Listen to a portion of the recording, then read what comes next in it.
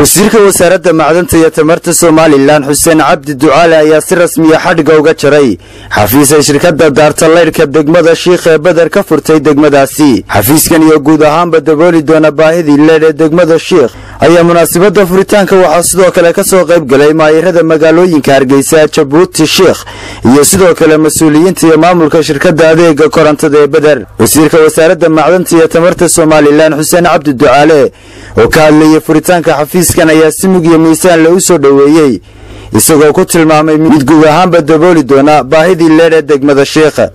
waxa uu sidoo kale wasiirka wasaaradda macdanta iyo tamarta Soomaaliland tilmaamay in xukuumadda Soomaaliland ay ka go'an tahay hirgelinta iyo tayeynta tamarta dalka. Maddan daafurka maanta shirkadda Badar Electric ay ku daafurayso mashruucan qaaliga ee qiimaha badan ee ay maalinkan maanta u soo diyaar garaysay degmada Sheekh aad iyo aad baan runtii ugu faraxsanahay.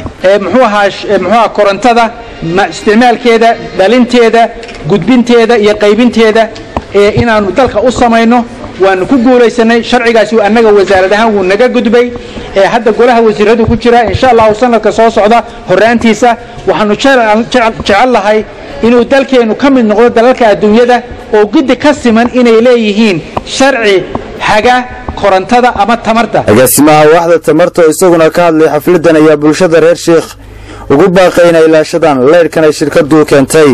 maayirka caasimadda Hargeysa Cabdiraxmaan Caydiid Salteko iyo sidoo kale Xuseen Cabdilaahi Qayaad maayirka magaalada Jabuuti ayaa iyaguna soo dhaweeyay furitaanka xafiiskan ay shirkadda leerka ee Badar ka furtay degmada Sheekh. maarayaha guud ee shirkadda Badar Cabdiraxmaan Jibriil iyo sidoo kale maamulaha shirkaddan ayaa ku dheeraaday maraaxilkii kala duwanaa ee shirkaddan. Soomaaliland waxyaabo badan kala wadaagto xagga horumarka Soomaaliland gaadhay shirkadda Badarna way gaadhay oo waajibaadkii iyo ujeedooyinkii loo aasaasay way ka soo baxday inay ka shaqayso sidii ay u gaarsiin lahayd leyd tayaysan oo tayadiisu sarreyso oo bulshadu u baahan tahay oo isla markaana la sugay nabadgelyadiisa la sugay oo casri ah. waxay kaloo shirkadda Badar samaysay si ay ballanqaadkii hore halkan uga ballanqaaday in guri kasta oo Sheekha ay dabka dulgeyso. maantana magaalada Sheekh waxay yeeshaa leyd 24 hours oo guri walba hortiisa la taagay.